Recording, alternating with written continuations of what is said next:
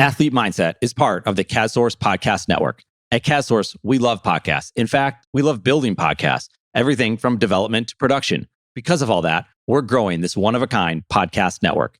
If you have a podcast or looking to launch a new podcast, then we should talk. You can message me on Twitter at Eric_Kaz, or hit us up any way that works for you by searching CASSource on your social media app of choice.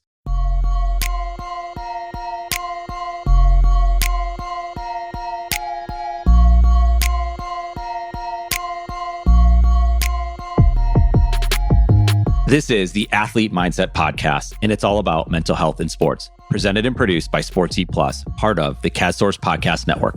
Athlete Mindset is hosted by Bonta Sumii. Lisa is a therapist and mental performance consultant to high-performing athletes at the youth, collegiate, and professional levels. Lisa also works with teams, coaches, and other members of the sports ecosystem. The Athlete Mindset Podcast is a space for conversations with athletes, coaches, practitioners, and stakeholders in sports. And it's where those individuals share their perspectives, experiences, and thoughts on mental health in sports. I am Eric Kazimov, founder of CASSource and the creator of Sports E+. I'm hosting the Athlete Mindset Podcast on this platform as I deeply believe these conversations are essential and deserve to be prioritized.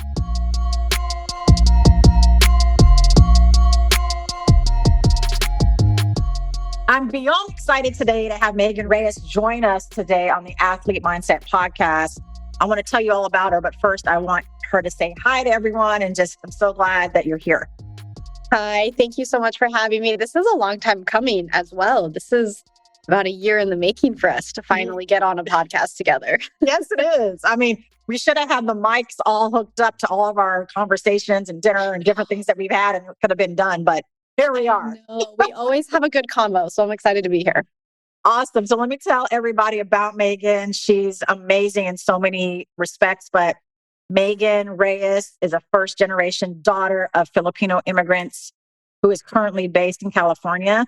With over 12 years of experience working in sports, Megan has developed a passion for growing women's soccer and works as a freelance sports host, content creator, and social media strategist.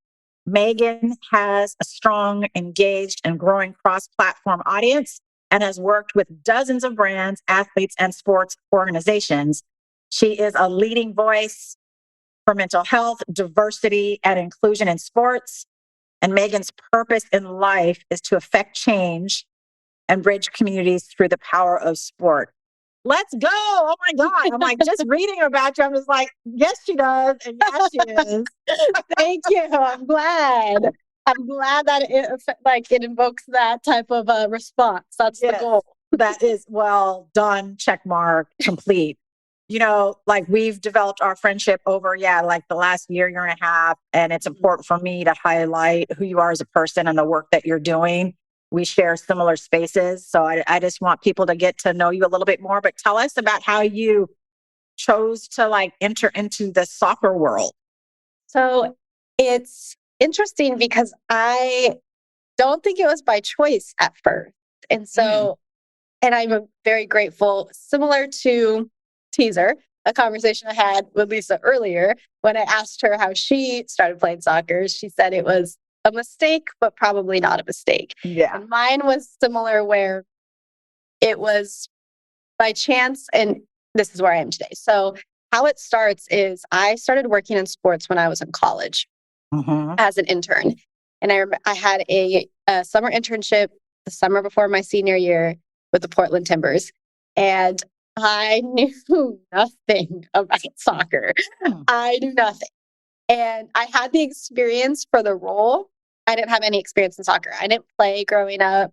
Now in my work, a lot of people assume I played. I'm like, you do not want to see me out there. I'm trying to kick a ball. I promise you, no one wants to see it, or everybody does, but I don't want to see it.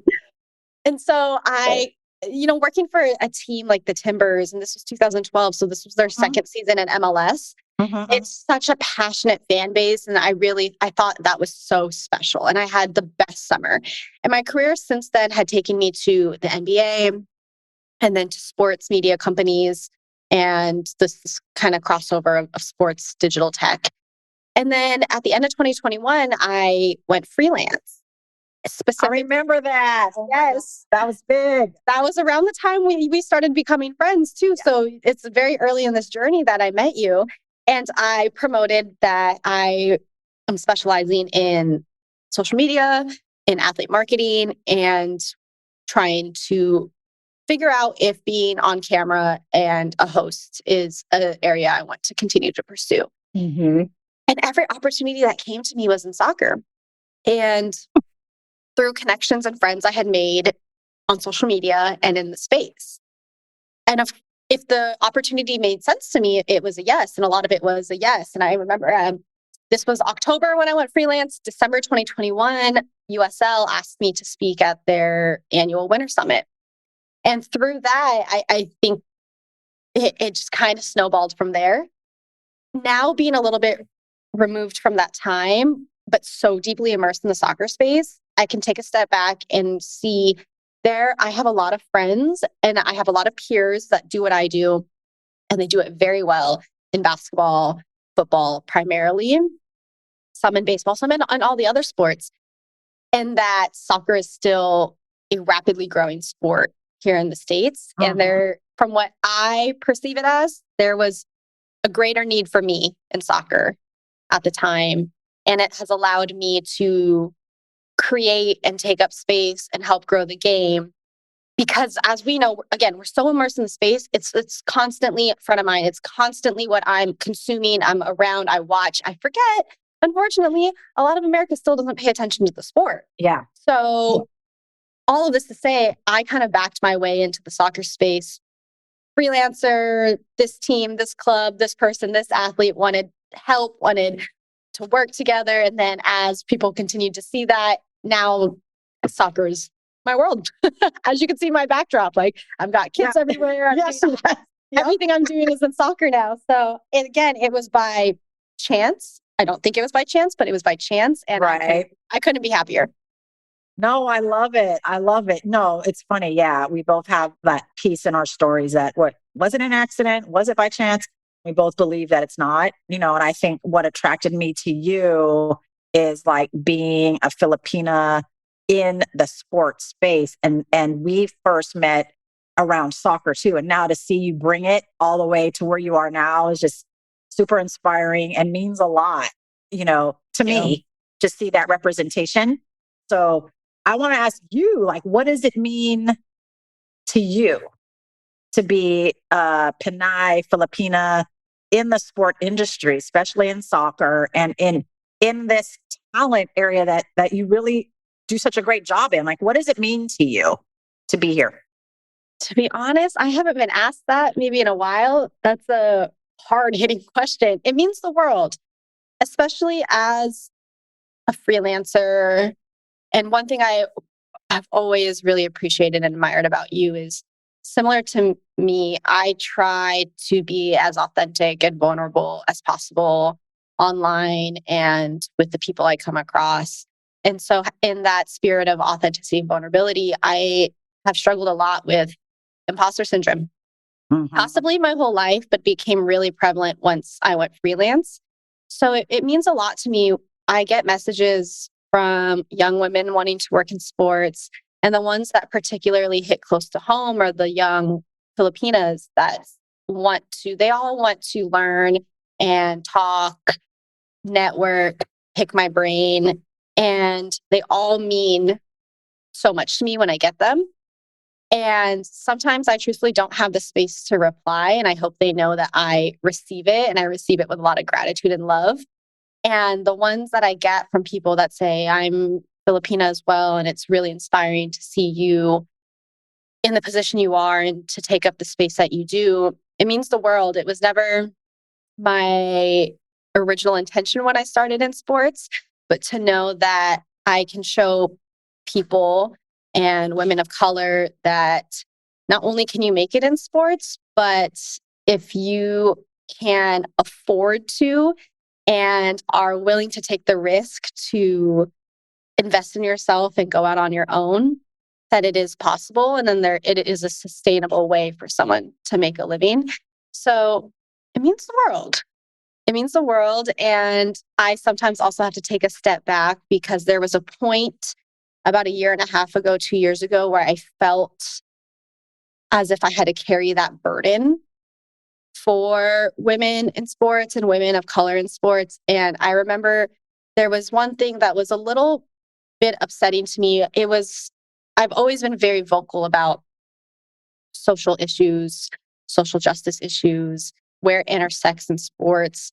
And I remember, I guess it's been 2 years ago now, when there was all of the AAPI hate crime happening.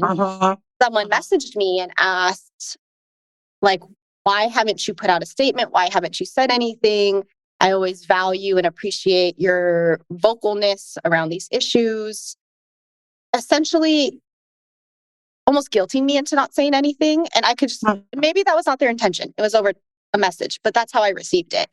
And it was a little bit like, I'm Asian American. I think you should know where I stand on this. And also, it shouldn't be my burden to have to be the voice for everything, because there's always something. And unfortunately, we live in a society where there's always something. And I have to protect my peace. I cannot always be the one to say something. So I've had to take a step back. So it means the world to be in this position. And I also have to balance it in a way where I don't feel like I have to be the main crusader.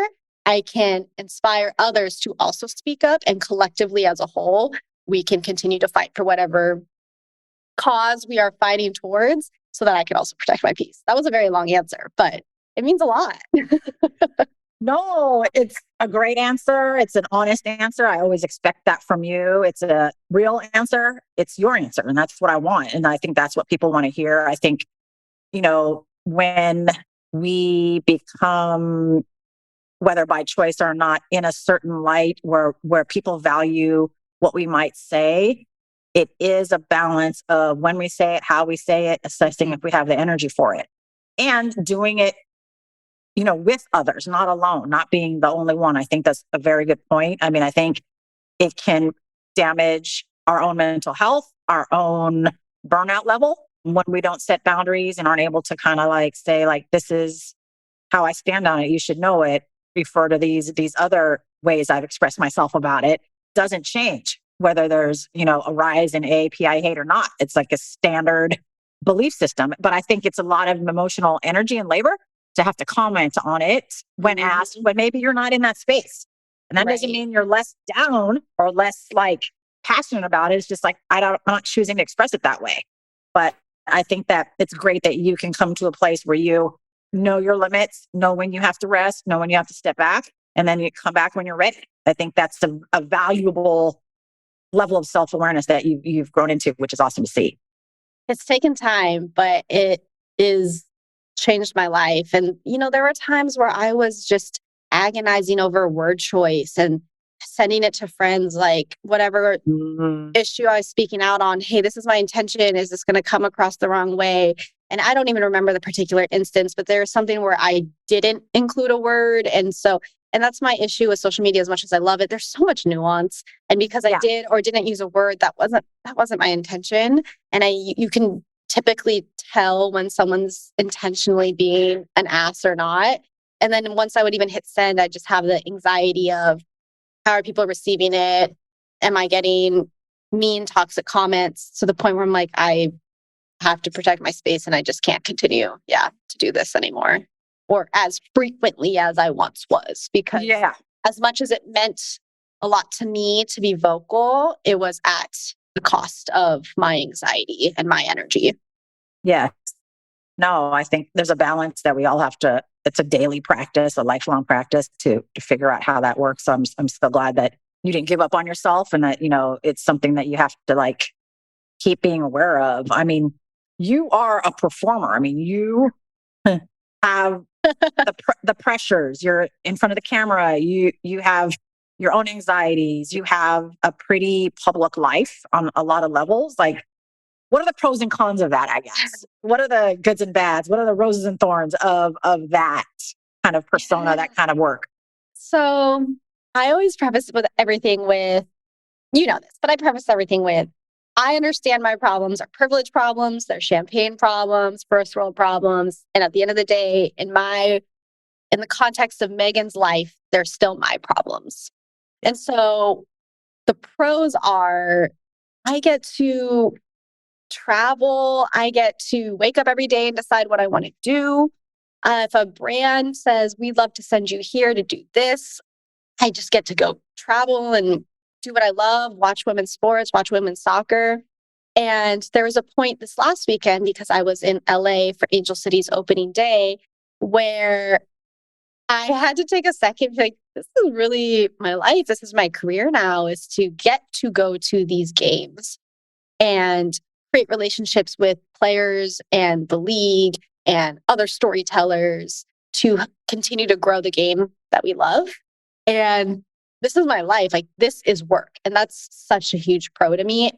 Plus the flexibility of just being independent. You know, yesterday I flew back, I was exhausted. And so I'm not going to work today. And sometimes I get really hard on myself about my output because I think we live very much in a hustle culture, for better or worse. And I'd love to dispel this idea of, oh, you gotta grind 24/7. No, you do not. Please do not actually do that, because you will hit a wall. And I hit a wall at one point a couple years ago. And so what I'm trying to unlearn is this idea of busy, busy, busy, busy, busy. And as a freelancer, it's been very difficult for me because the days I need to rest, like yesterday, I then have this voice in my head of, it's a Monday. What are you doing laying on the couch watching Netflix? But I needed to rest. So sometimes I get hard on myself about that. And not long ago, I was venting to a friend about feeling like I didn't have enough projects going on. And another thorn of it all is the way money comes in, because I don't get a paycheck every other week or on a consistent timeline. I get a paycheck when it comes. And so that's also very stressful for me. And while I was on the phone, and I'm learning to be mindful of language, but I use the term like, yeah, I'm down bad now. Like, I'm stressed. I don't have a lot of projects going on.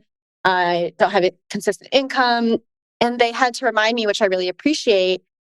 I get what you're saying. And that's also really disappointing to hear you say that, because you're not actually down bad. You have a roof over your head. You have projects that you are working on that are coming your way. You have a very strong network where if you really needed to, you could set up a phone call someone. If I had to go back to a full-time job, I could. And that I also live a lot of people's dreams of getting to wake up every day and decide what you want to do, create.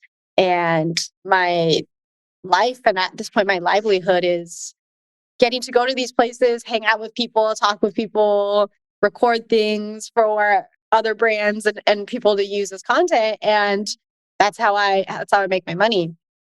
And so it's a balance. I get to do that. And that's the biggest pro. And that being my authentic self has gotten me to this place. I get paid to literally be me. And that's really, really cool to me. Yeah. And there's a lot of cons. I mean, like I said, there's the way. Well, let me ask you, Megan, real quick. Yeah. How did you feel when your friend said that? What was your initial emotions and then your response in that conversation about that? My initial response was, it helped ground me. It helped ground me. I was like, you know what? You're correct. And then I think I actually replied with what I said just a little bit ago. I understand these are privilege problems and they're still my problems. Yeah. And I appreciate the perspective of bringing me back down, that I could be way worse off. But right now, these are what is causing me anxiety. And this is what I need to address right now. And so you're correct. Maybe down bad wasn't the correct term. I'm going through some challenges right now, and they're still my challenges. And if I remember, I think that was actually the conversation I had where I said, these are still my problems, as privileged as they might sound. No, I mean, I think that that's so important, because part of me was like, I know how I'm feeling. Let me ask how Megan's feeling. Because as your friend, I felt very protective of you. Like, it wasn't like they really heard you. I think it's challenging when we compare ourselves to other people. Like, oh, I shouldn't be complaining about this, or I shouldn't be being down about this. There's the other people have it harder, blah, blah, blah. But like you said, it's your experience. And we want people to connect and hear and support us in our experience and not take it away to someone else's experience and then compare it. That's tough. Right. And that's one thing I've had to learn myself, right? I think for most of my life, pushed aside my challenges because at least I'm not living on the street, or at least, I have a job and things like that. But it didn't allow me to hear myself. And it didn't allow me to really feel through what was maybe causing pain that day. Yeah. And so I am actually glad you're right. It's a lot of self-awareness where in that moment, I'm like, I get what you're saying. Also, that doesn't mean it's not going to continue to weigh on me. It's going to continue to weigh on me. And I'm proud of myself that I'm like, thank you. I'm going to continue to, I'm still going to continue to feel this way. Exactly. So yeah, it's a good question, actually. I was able to reply in a way that years of therapy have allowed me to assess in that moment. And so, yeah, it's still my problem. And I think that's one of my bigger cons. And I think the biggest con as someone who lives this sort of public life is just this idea of privacy. Yeah. And I try to do my best to protect that part of my life. And so one of the best compliments I ever got, and I don't even know if it was intended to be a compliment, but a couple of years ago, someone said, what are you up to these days? I see you post all day long and I have no idea what you're up to. And I'm like, I don't even think you knew what you just said, but that's the biggest compliment someone could ever give me, because I hope that's the case. Just like celebrities and other people you might see on TV, you see them active on social, but you don't know their personal life for the most part. Some people do a good job of that. And so if I've been able to master that art, that's great. And I love that. And there are times when, especially someone who gets burnt out really easily, and when my life is so 24/7, my phone and social, where I wish I could just take a break, deactivate my account. It's not that I can't, I could, but I can't, because it's how I make my money. It's where the work I do lives. It's when brands are looking at it or my agent is reaching out. It's always send your link. If I deactivate for 30 days, it will actually do me a massive disservice. So the biggest challenge for me thus far has been learning to unplug. Yeah. I still don't know how to do it. And through that is where I also have struggled with comparing, because I'm scrolling all day for inspiration, for work. You can't help but see what other people are doing. And then it's this dialogue in my head of, oh, well, they're there. Why am I not there? Right. Am I not doing enough? And it's this constant cycle that I find myself in. And so while some people might say, oh, wow, tough life, you have to create 2 videos this week for a brand that's going to pay you. It's exhausting work. And that is the one thing I think a lot of people don't realize. Being a paid content creator is exhausting, because I'm constantly having to think creatively. Yeah. Reinvent the wheel. Oh, have I done this 5 times already? Create content a brand's going to be satisfied with, while also protecting my energy. And some days you just don't want to do it. And some days you also still have to do it because you have a deadline to meet. And so I think a lot of people think, oh, full-time TikTokers and full-time content creators, what an easy life. It's fun. And it's also really not as easy as a lot of people might think. It's not. Especially, I tell people all the time that say, oh, one day I would love to eventually put in the time and effort to do this in a way where I can monetize. I always give a gentle warning of, please pursue it as long as you can as a passion, because the second it becomes your work, it changes a little bit. I used to create TikToks and things for fun, and I woke up and enjoyed doing it. And now it's almost this little bit of dread, because we have to do it. So I always give people that forewarning of, it's the passion and drive may never go away, but it changes just a tiny bit when it's now your obligation. No, that's an important insight. I mean, so important. I mean, listening to you talk, it is I was intentional when I said you are a performer because the athletes I work with are also performers, right? Mm-hmm. Where you're in a public space, you are being seen and critiqued for that public life. But what you've been able to do is shed light on you as a human, the humanity of it. It's not glorified all the time. It's not always amazing and unicorns and candy or whatever they say, right? Like I hear my athletes say the same thing.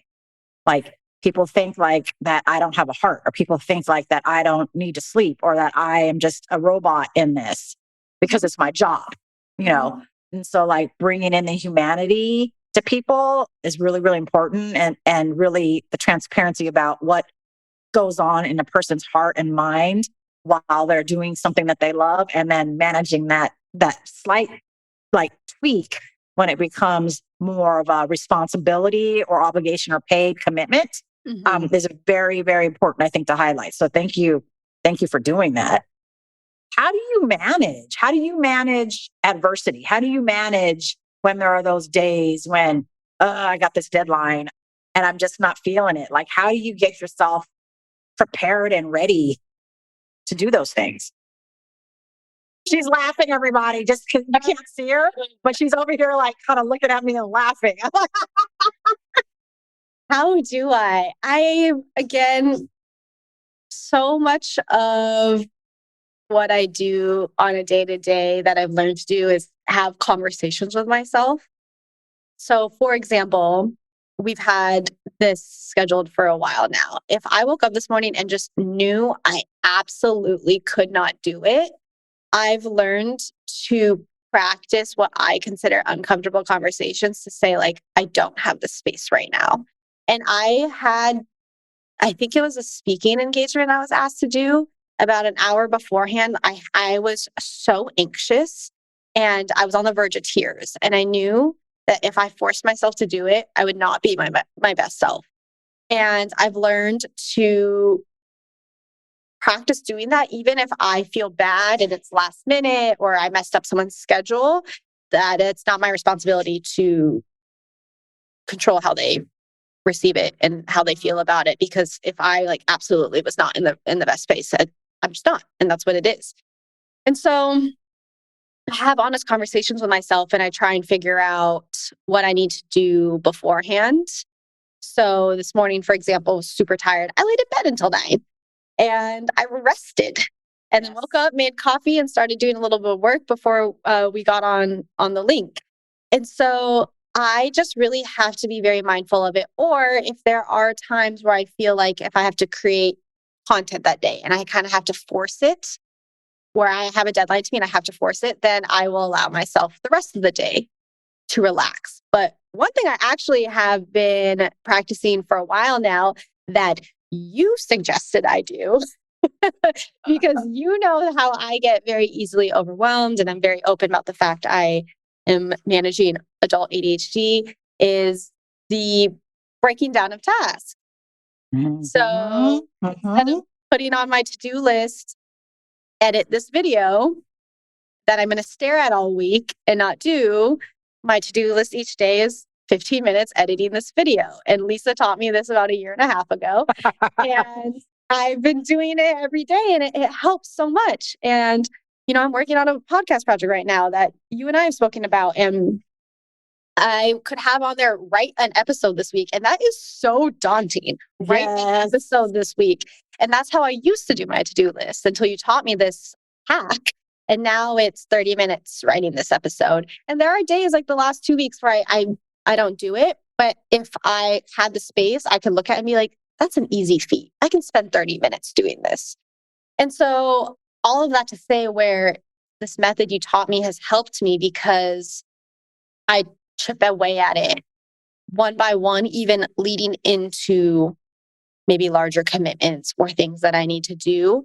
And by doing that, instead of spending 5 hours one day working on one task, I really truthfully probably spend a couple hours each day working towards a few larger goals for that week. And then that allows me the space to rest, where now, unless it really is a very busy week with travel and deadlines, I'm not as spread thin. to where I'm now like, oh, I'm so overexerted and I have to do this. And if I don't do this, everything's going to spiral and I'm just going to crash. It's really helped me just manage my life. No, I love it. You don't know how like loud my heart is singing right now to hear that, like, that's helped you in such a way. It's changed everything. It's huge. I mean, it makes it, yeah, I love it. Thank you for sharing that. I mean, you've dropped a couple gems for us. I mean, the things that you're practicing, boundaries, preparation, permission to take breaks and not judging yourself for it. And if you do, so we all do, judge it for a second, and then we like pivot, right? Make sure that thought doesn't stay with us too long. Breaking down the tasks into time framed chunks versus productivity chunks. And I'd call that like process over outcome. You're making progress in the process of the time you put towards it. You put together a few chunks of 30 minutes, then the outcome is achieved. Right? And like, I love the word you use, daunting. It is daunting. Write an episode like, what? Like, oh my God, I'd rather not. Thank you.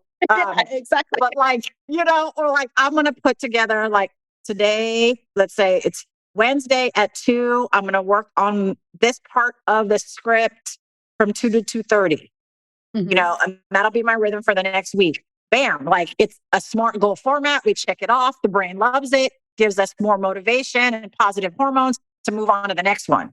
And then put together enough of those and then you're done, So good for you. I'm inspired by that. Well, you inspired me. It was your hack that you taught me. And again, learning to hack my very hyperactive brain. Yes. Because I need dopamine. So when I can cross that off the list and I can look at my list, I'm like, I did it, guys. I worked an hour today. That doesn't matter as much, where it's like, I made progress towards what I have to do and need to do this week. And where I've always struggled is with that shame of, to be honest, there was many days last week where I'd look at my to-do list and be like, I crossed off everything this week except anything that deals with the podcast. And now I'm going to shame myself a little bit. And then I'm going to tell myself, it must just not be the week. And when the creativity comes back, it'll come back. And now I understand why, like, we've always used the term writer's block, right? Even when you're in college, you can't write an essay. No, I get it now. Because right now I can't write for 2 weeks, and that's okay. And I'll feel a little bit bad, and then I'll just move on to what I actually have to do. Exactly. No, I love it. I mean, this is so important for anybody listening, no matter what field you're in, no matter what you're working on, giving yourself that kindness and compassion and understanding that, because every emotion is temporary, whether good, bad, or indifferent. It's temporary. It'll pass. Just allow that to happen.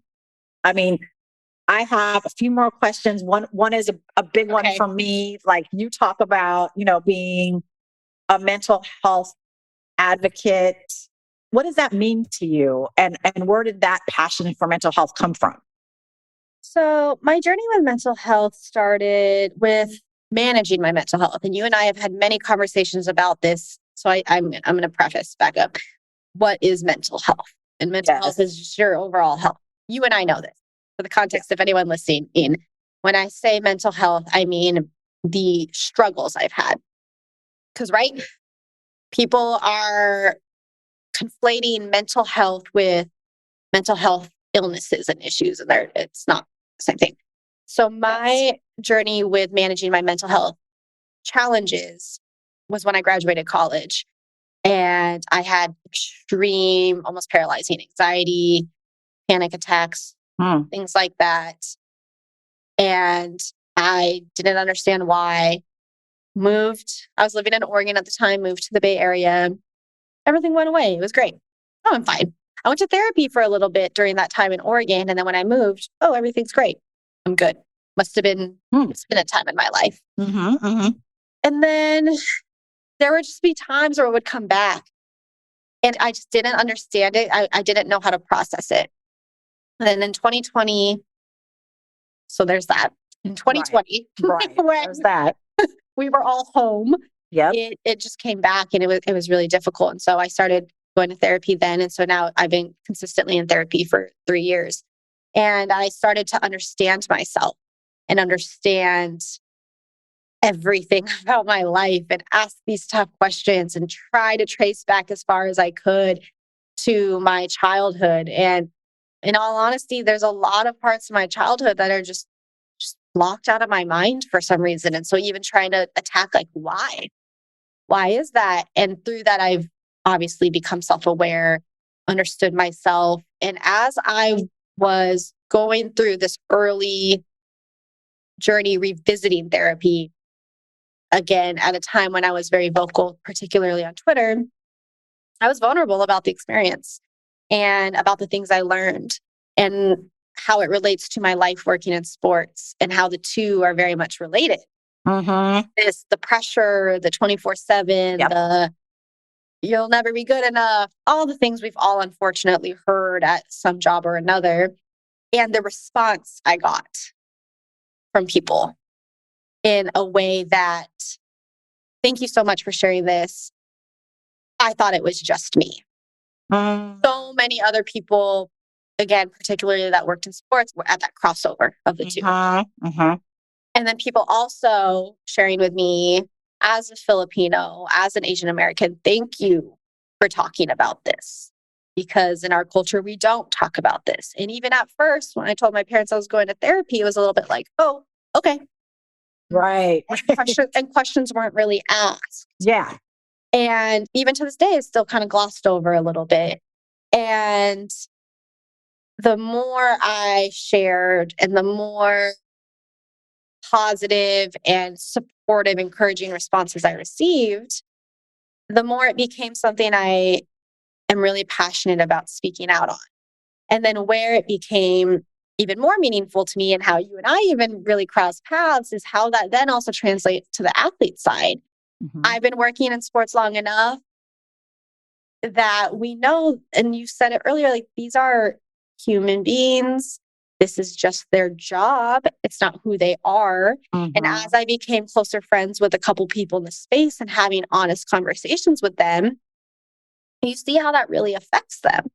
And they can try and speak out on it, just as Kevin Love and DeMar DeRozan and all these other people have spoken out about it. And then you see the really disappointing responses of, you get paid millions of dollars, Right. Grow up, go to practice, play the game. And then you're like, okay. And almost the same thing I said earlier, if you're not feeling your best that day, do you take a sick day? Right.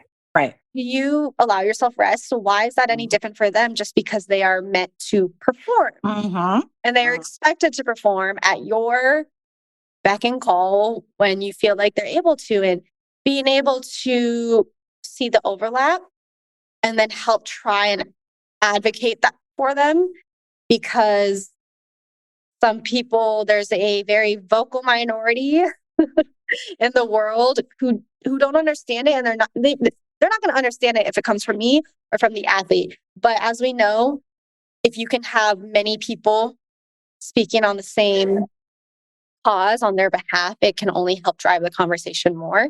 And through that, it's something I become, really passionate about. And through meeting you and other people in the space and getting to translate things I've learned in therapy and helping ask those same questions with friends or other athletes has been really important to me. And, even after the Angel City game on Sunday, they lost. It was a really disappointing loss. And I got to speak with some of my friends who play for them afterwards. And I said, how are you feeling? And they said, I'm really disappointed. And I said, that's okay. Allow yourself to feel disappointed. Do something for yourself today. And then, refocus. And without the practice and the therapy, there's that toxic positivity where people are like, it's okay. You'll get them next time. You'll win. It's only the first game of the season. It's early. And kind of similar to what we were talking about, you're not allowing them to be heard. Yeah. And you could see it on their face. Like, they were really disappointed. You could hear it in their voice, their body language. And I was like, it's okay to feel disappointed. That's fine. And it's not fair to them to expect them to just move on to the next one. It's going to be fine. And it's not fair to them to expect them to perform when we're not allowing them the space to maybe grieve or heal or process. And so all of this to say, through my own self growth and healing journey. I've learned a lot. And if I can help translate that to the world of sports, I will always say yes if I have the space. Right. I love that. No, again, I appreciate your full, honesty and transparency and authentic self that I can always count on from you, like especially on this topic of mental health in sports. It's still, as you know, an evolving conversation, but the more and more we can share in them, it brings awareness, it brings destigmatization of it, and seeing especially athletes and performers in the sports world, because you're a performer in the sports world, like the humanity and stop talking them out of their feelings kind of thing, letting them have them, move through them, and then, go on to the next. But it's great that you have such a voice, especially in intimate relationships with some of the players, to be able to give that to them. I think it's awesome. There's so much amazingness that you're doing. I know it will continue. I have one last question for you. Okay. The last one's always make me nervous. I know. There's a reason it's last.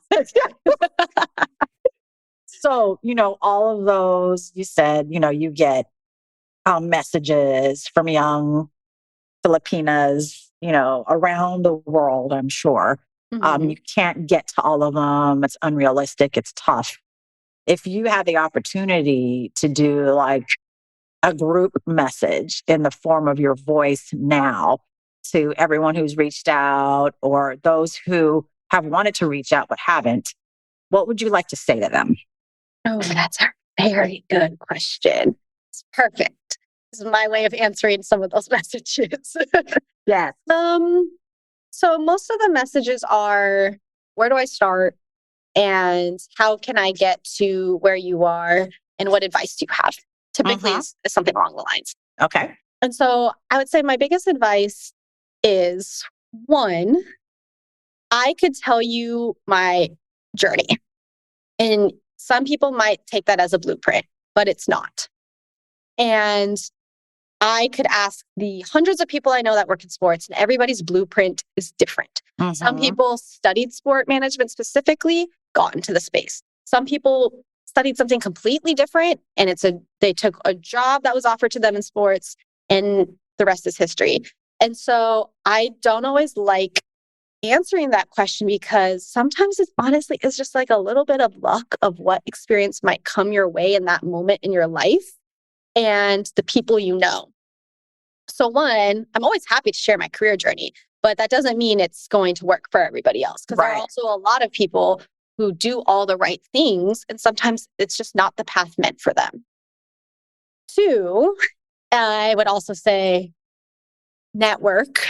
And by network, a mistake I made when I was younger was just adding people on LinkedIn and Twitter and being like, they're in my network. But network, meet people, and also establish relationships and be very intentional and thoughtful and genuine. And with the work you create, and something that a lot of people my age, and by my age, I mean this like middle millennial generation, where we remember having to do dial up and like having to, no phone line while I'm on the internet, but we also grow up with, we also have technology and things like that. And a conversation I had with a friend the other day is how cool it is for Gen Z that they really can create whatever path they want. And I know a lot of people who have graduated college and immediately got jobs because they were just creating, because they've had the accessibility of platforms like TikTok to create, where sometimes I feel now that I have pivoted more into a creator talent role, I'm almost starting over a little bit. And because we didn't grow up with this. And so I did a more traditional career path before this was then brought to us for us to utilize.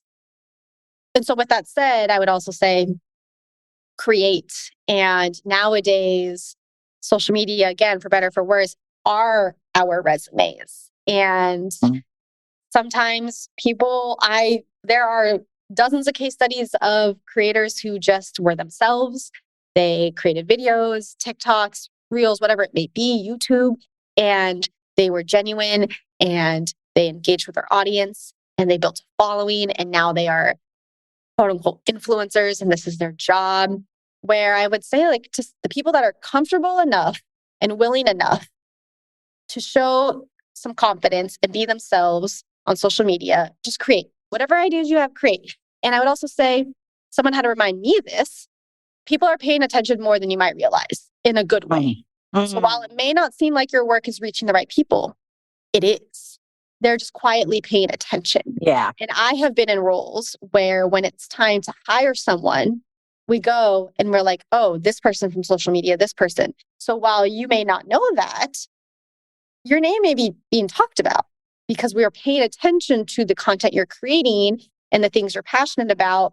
And then we're mindful of it for when it's time to hire or list of recommended names. And I'm sometimes asked, like, do you have recommendations for this? And it's where do we go now? Like, let me scroll through my Twitter and my Instagram really quick and find that right person. Mm-hmm. So people are paying attention more than you might realize. And then I would add a bow on all of this to say, authenticity has gotten me really far. Mm. And I once tried to be who I thought sports wanted me to be. Mm. And as a Filipino woman of color, I once would put my head down and be quiet and work. And I think that's a common theme in a lot of Filipino households and even Asian households of just don't ruffle feathers, be grateful to be there, yada, yada, yada. Mm-hmm. And I spoke out on issues that I was passionate about that were meaningful to me. I learned to embrace who I am and was authentically me, and it's paid off. So I would add a bow onto all of those maybe 3 pieces of advice and say, be you and not who you think other people want you to be. Mm-hmm. Mm-hmm. And also, I lied, one more, that you can at any point in your life be whatever you want to be, because I never wanted to be on camera. My anxiety used to be so crippling that the thought of speaking on camera and people listening back to me was the most terrifying over my dead body thing I could ever do in my life. I was in a sports broadcasting class my senior year of college, and I dropped it after a day because I was like, you will not catch me dead on camera speaking to people. It's because I was a perfectionist. Still am. Yeah. But the thought of it was so terrifying. And then as I grew more into myself and found my voice and my confidence, this is what I do now. And so now I say at 32, I'm kind of starting over a little bit. And whether it's 32 or 52, it's never too late. And that's something I hear a lot from young women, especially of their like, I'm a junior in college and my friends are doing this internship and I feel like I'm too late. I'm like, you are 20 years old and you have so much time. It doesn't matter how old you are, you'll always have time. Wow. That was just a package with a bow, 2 bows on top of it. Like, that is amazing information. I mean, you expressed it too with a lot of humility, which I appreciate. And that just because you're there, your path is not the path for everyone. Everyone's going to figure that out on their own. And I think that is very liberating. And I think a lot of people are going to get a lot out of that. I hope so. Yeah, I know so. And so I appreciate all that you've shared. This will be, one of many conversations we have about all of these topics as our friendship continues to grow and deepen. And I just appreciate you taking the time. I know that you're a very busy woman and just appreciate you spending some time with me this morning. I will always find time for you, Lisa. I always love our conversations. I appreciate you. Thank you. Thank you. Athlete Mindset is part of the CASSource Podcast Network. At CASSource, we love podcasts. In fact, we love building podcasts, everything from development to production. Because of all that, we're growing this one-of-a-kind podcast network. If you have a podcast or looking to launch a new podcast, then we should talk. You can message me on Twitter at Eric_Kaz, or hit us up any way that works for you by searching CASSource on your social media app of choice. Let's talk about your podcast joining this one-of-a-kind podcast network, the CASSource Podcast Network.